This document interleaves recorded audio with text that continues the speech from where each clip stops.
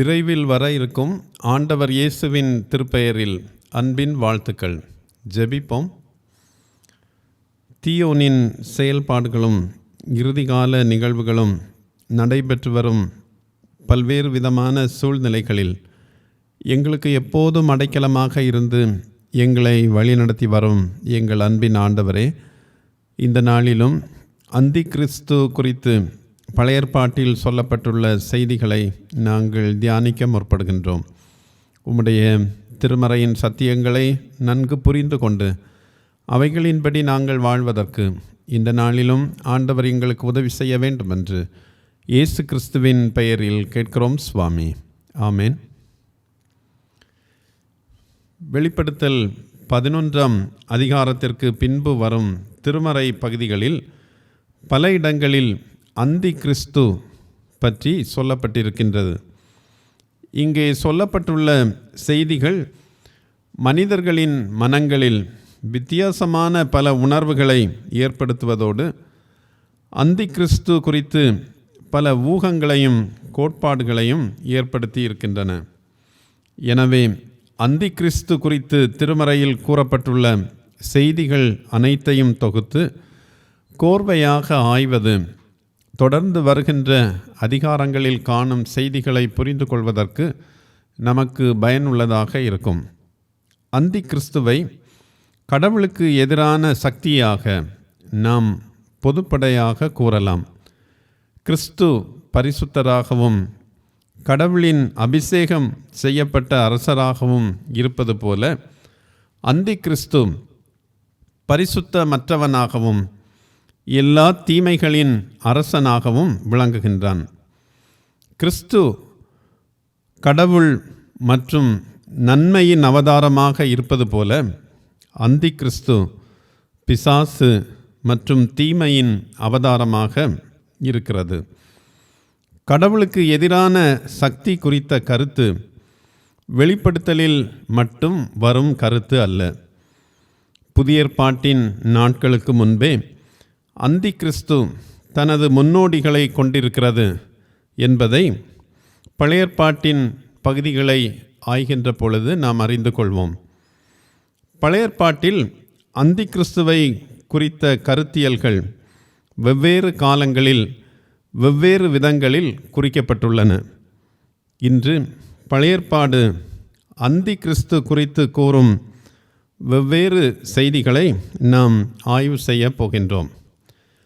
முதலாவதாக பாபிலோனிய கருத்தியல். பாபிலோனியர்கள் உலகின் உருவாக்கம் தொடர்பாக ஒரு புனைவு கதையை கொண்டிருந்தனர்.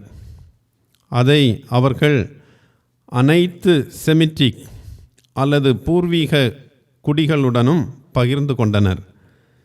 யூதர்கள் பூர்வீக குடிகளான செமிட்டிக் மக்களுடன் தொடர்பு கொண்டிருந்ததால் பாபிலோனிய கருத்தியல்கள் யூதர்களுக்கு நன்கு தெரிந்திருந்தது.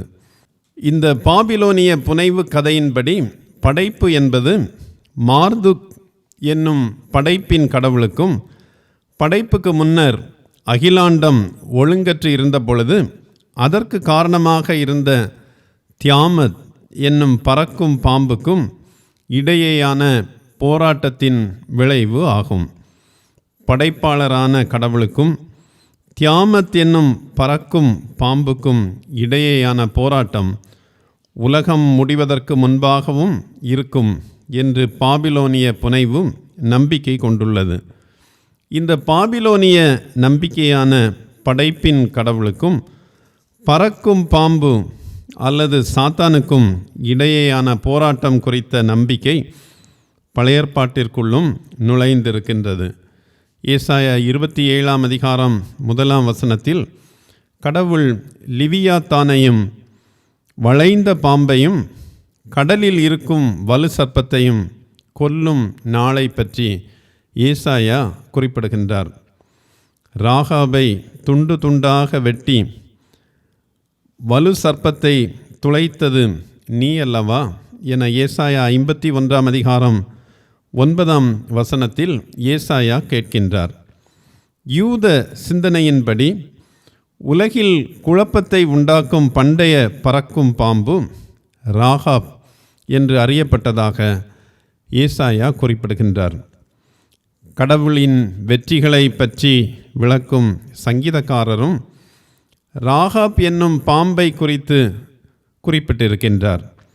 87ஆம் சங்கீதம் 4ஆம் வசனத்தில் நான் ராகாபை குறிப்பிடுவேன் என்றும், 89ஆம் சங்கீதம் 10ஆம் வசனத்தில் நீர் ராகாபை பிணமாக நசுக்கினீர் என்றும் குறிப்பிடப்பட்டிருக்கின்றது. இத்தகைய பாபிலோனிய கருத்தியல் அந்தி கிறிஸ்து குறித்த மிக பழமையான கருத்தியலாக கருதப்படுகின்றது. எனினும் இதே கருத்தியலின்படியான அரக்கப்பாம்பு அல்லது அந்தி கிறிஸ்து மீண்டும் தோன்றுவதாக வெளிப்படுத்தல் 12ஆம் அதிகாரம் 9ஆம் வசனம் கூறுகின்றது. இரண்டாவதாக பழைய ஏற்பாட்டில் வருகின்ற கருத்தியல் பேலியாள் என்னும் கருத்தியல். பேலியாள் அல்லது பெலியார் என்னும் சொல் பழைய ஏற்பாட்டில் தீமைக்கு ஒத்ததாக அடிக்கடி வருகிறது.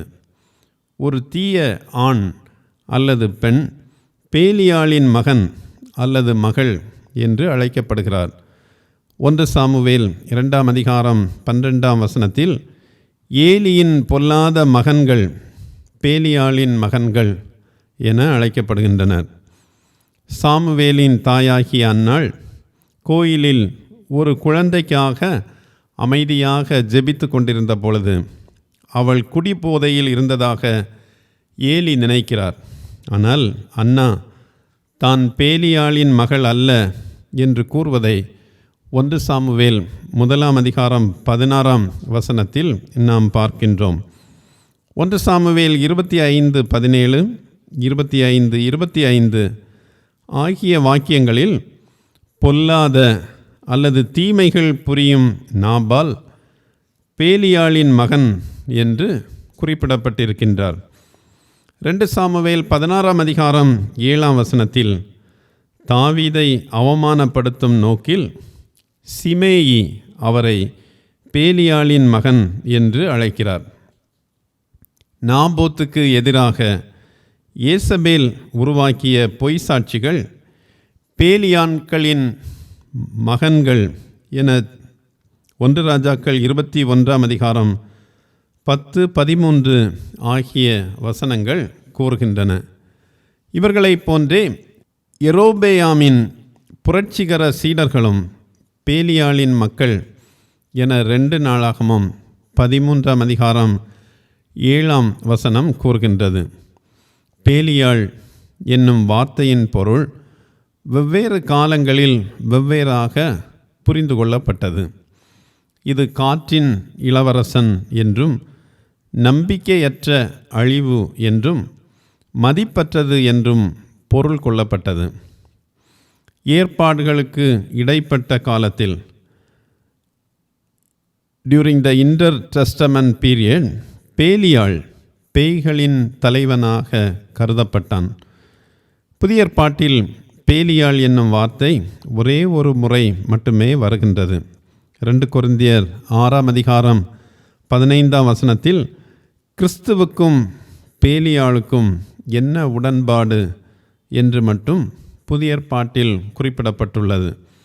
யூதர்கள் பேலியாள் என்னும் கருத்தியலை அவர்கள் தொடர்பு கொண்டிருந்த பாரசீக மதத்திலிருந்து பெற்றிருக்கலாம் என்று அறிஞர்கள் பொதுவாக நம்புகின்றனர்.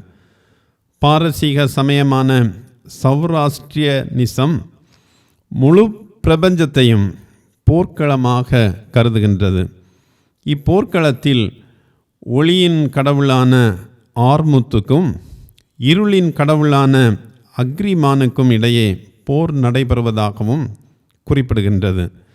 இச்சமய நம்பிக்கையிலும் கடவுளுக்கு எதிரான தீமையின் ஆற்றல் உலகில் செயல்படுவதாக கூறப்பட்டுள்ளது. இத்தீய ஆற்றல் அல்லது பேலியாள் அந்தி கிறிஸ்து அல்லது ஆன்டி கிரைஸ்ட் என நம்பப்பட்டது. மூன்றாவதாக பழைய ஏற்பாட்டில் குறிப்பிடப்பட்டுள்ள அந்தி கிறிஸ்து என்னும் கருத்தியல் சாத்தான் என்னும் கருத்தியலாகும். வெளிப்படையான உருவகமாக காணப்படும் சாத்தானையும் அந்தி கிறிஸ்து என பழைய ஏற்பாட்டு ஆங்காங்கே அடையாளப்படுத்துகின்றது. சில இடங்களில் சாத்தான் லூசிபர் எனும் தள்ளப்பட்ட தூதனுடன் அடையாளப்படுத்தப்படுகின்றான். விடிவெள்ளியின் மகனாக, காலையின் மகனாக இருந்த இத்தூதன் பரலோகத்தில் கடவுளுக்கு எதிராக கலகம் செய்து நரகத்திற்கு தள்ளப்பட்டான். ஏசாயா 14:12 அதிகாலையின் மகனாகிய விடிவெள்ளியே, நீ வானத்திலிருந்து விழுந்தாயே என சொல்லப்பட்டுள்ளது. கடவுளின் நோக்கத்தை முறியடிக்கும் வகையில் செயல்பட்ட சாத்தானின் நிகழ்வுகளை நாம் எளிதாக திருமறையில் காண முடியும். 1 நாளாகமம் 21 கடவுளின் கட்டளையை மீறும்படி சாத்தான் தாவீதை தூண்டுகிறான். சாத்தானுக்கு கீழ்ப்படிந்த தாவீது மக்களை எண்ணும்படி கட்டளை பிறப்பிக்கின்றார். சாத்தான் கடவுளின் நேரடி எதிரியாக இருந்தாலும் தள்ளப்பட்ட தூதனாகவே பூமியில் இருக்கிறான். அவனே அந்தி கிறிஸ்து எனும் காணக்கூடிய உருவமாக பூமியில் செயல்படுகிறான். தீமையின் சாராம்சம் அல்லது அவதாரமாக அந்தி கிறிஸ்து காணப்படுகின்றது என்பதை இந்த கருத்தியலின் வழியாக நாம் அறிந்து கொள்கின்றோம். 4வதாக மேசியாவின் எதிரி என்னும் கருத்தியல். மேசியா என்னும் சிந்தனையின் வளர்ச்சி அந்தி கிறிஸ்து எனும் சிந்தனையின் வளர்ச்சியை தவிர்க்க இயலாததாக மாற்றி இருக்கின்றது. கடவுளால் அபிஷேகம் செய்யப்பட்ட மேசியா எதிர்ப்பை சந்தித்தே ஆக வேண்டும். ஏனெனில் தீமையை எதிர்க்கின்ற பொழுதுதான் மேசியா மீட்பு தர முடியும். அந்த எதிர்ப்பு தீமையின் உச்ச உருவமாக, ஒரு படிகமாக அல்லது ஒரு கிறிஸ்டலாக காட்டப்பட்டிருக்கின்றது. மேசியா என்பதும் கிறிஸ்து என்பதும் ஒரே பொருளை கொண்டுள்ளது என்பதை நாம் அறிந்திருக்கின்றோம். மேசியா என எபிரேயத்திலும் கிறிஸ்து என கிரேக்கத்திலும் இரட்சகர் என்ற பொருளிலேயே அறியப்பட்டுள்ளது. பாவம் உலகில் இருக்கும் வரை கிறிஸ்து இருக்கும் இடத்தில் அந்தி கிறிஸ்துவும் இருந்து கொண்டே இருக்கும் என்பதில் சந்தேகமில்லை. பாவம் இருக்கும் இடத்தில் கடவுளுக்கு எதிர்ப்பும் இருந்து கொண்டே இருக்கும். எனவே அந்தி கிறிஸ்துவின் ஆளுகைக்கு, ஆட்சிக்கு உட்படாமல் இருக்கும்படி பாவம் செய்யாமல் வாழ்வது மிகவும் இன்றியமையாதது. 5வதாக கடவுளுக்கு எதிரான போர் என்னும் கருத்தியல். கடவுளுக்கு எதிராக கூடி வந்த தெய்வீக போரின் ஒன்றுக்கு மேற்பட்ட திருமறை பகுதிகள் பழைய ஏற்பாட்டில் காணப்படுகின்றன. கோக் மற்றும் மாகோக் குறித்த செய்தி ஏசாயா 38:1-23 வரையுள்ள பகுதிகளில் சொல்லப்பட்டுள்ளது. கோக் மற்றும் மாகோக்குடனான போரும் சகரியா 14:1-21 வரையுள்ள எருசலேமை அழிப்பவர்களை குறித்த செய்தியும் கடவுளுக்கு எதிரான போருக்கு எடுத்துக்காட்டுகளாக நாம் கூறலாம். எசேக்கியேல் 38-39 ஆகிய அதிகாரங்கள் இஸ்ரவேலின் பிந்தைய நாட்களில் நடைபெறும் ஒரு பெரிய போரை பற்றி பேசுகின்றன. அது கோக் என்ற அரசனின் தலைமையில் மாகோக்கில் உள்ள மக்களை உள்ளடக்கியதாக இருக்கும் என்று கூறுகின்றது. எசேக்கியேல் இந்த போர் இஸ்ரவேல் மலைகளில் இஸ்ரவேலருக்கு எதிராக நடத்தப்பட்டதாக கூறுகின்றார். எசேக்கியேல் 38:23 கர்த்தர் எசேக்கியேலிடம் மாகோக்கின் படைகளிலிருந்து தம் மக்களை அற்புதமாக காப்பாற்றுவார் என்றும், இதனால் எல்லா நாட்டினரும் நான் கர்த்தர் என்பதை அறிந்து கொள்வார்கள் என்றும் கூறுகின்றார். வெளிப்படுத்தல் 20 7-9 வரை உள்ள வசனங்களில் 1000 ஆண்டுகளின் முடிவில் நன்மைக்கும் தீமைக்கும் இடையே நடக்கும் போரை கோக் மற்றும் மாகோக் போர் என வெளிப்படுத்தலில் யோவான் குறிப்பிடுகின்றார். இங்கே கோக் மற்றும் மாகோக் என 2 போர்கள் குறிப்பிடப்பட்டுள்ளன. முதல் போர் 2ஆம் வருகைக்கு முன்பும், 2வது போர் 1000 வருட ஆட்சியின் இறுதியிலும் நடைபெறுவதாக குறிப்பிடப்பட்டுள்ளது. இவ்விரு போர்களும் கடவுளின் எதிரிகளை முற்றிலுமாக அழித்து பூமியில் குறிப்பிடத்தக்க மாற்றங்களை செய்யும் போர்களாக அமையும் என்றும் சொல்லப்பட்டிருக்கின்றது. சகரியா 14ஆம் அதிகாரம் 1 முதல் 21 வரை உள்ள பகுதியில் கடவுளின் எதிரிகள் கடைசியில் அவருடைய மக்களை கைப்பற்றி விட்டதாக தவறாக நினைத்து கொண்டு கொள்ளையடித்ததை பிரிப்பதற்காக நகரின் நடுவில் அமர்ந்திருக்கிறார்கள். அதே சமயம் யூதர்கள் சிறைப்பிடிக்கப்பட்டு நகரத்தில் அல்லது சிறையில் அடைக்கப்படுகிறார்கள். இந்நிலையில் கடவுள் திடீரென்று இயற்கைக்கு அப்பாற்பட்ட தீர்ப்பில் செயல்படுகின்றார். செங்கடல் 2ஆக பிரிக்கப்பட்டது போல எருசலேமின் கிழக்கே மலைகளை பிரித்து தனது மக்களுக்கு எதிரி ஆக்கிரமிக்கப்பட்ட நகரத்திலிருந்து தப்பிக்க ஒரு வழியை கொடுக்கிறார். இவ்வாறு கடவுளுக்கு எதிரான போரும் அந்தி கிறிஸ்து என்றே பழைய ஏற்பாட்டில் கருதப்பட்டது. 6வதாக அந்தியோக்கஸ் எப்பிபானஸ் என்னும் கருத்தியல். தானியேல் 8ஆம் அதிகாரம் 9 முதல் 12 வரையுள்ள வசனங்களில் மேற்கே இருந்து வந்த வெள்ளாட்டுக்கடாவில் வளர்ந்த ஒரு சிறிய கொம்பு குறித்த காட்சி சொல்லப்பட்டுள்ளது. இது அன்றாட பலியை நிறுத்தியதோடு பரிசுத்த ஸ்தலத்தையும் வீழ்த்தியது. சிறிய கொம்பு என்பது அந்தியோக்கஸ் எப்பிபானஸ் என்னும் மன்னனை குறிக்கின்றது. இவர் கிரேக்க வழிகள், கிரேக்க மொழி மற்றும் கிரேக்க வழிபாட்டை பாலஸ்தீனாவில் அறிமுகப்படுத்த வேண்டும் என்று மிகவும் முயற்சி செய்தார். ஏனெனில் இவர் தன்னை கிரேக்க கலாச்சாரத்தின் மிஷனரியாக கருதினார். யூதர்கள் இவரை எதிர்த்தனர். இவர் பாலஸ்தீனத்தின் மீது படையெடுத்து எருசலேமை கைப்பற்றினார்.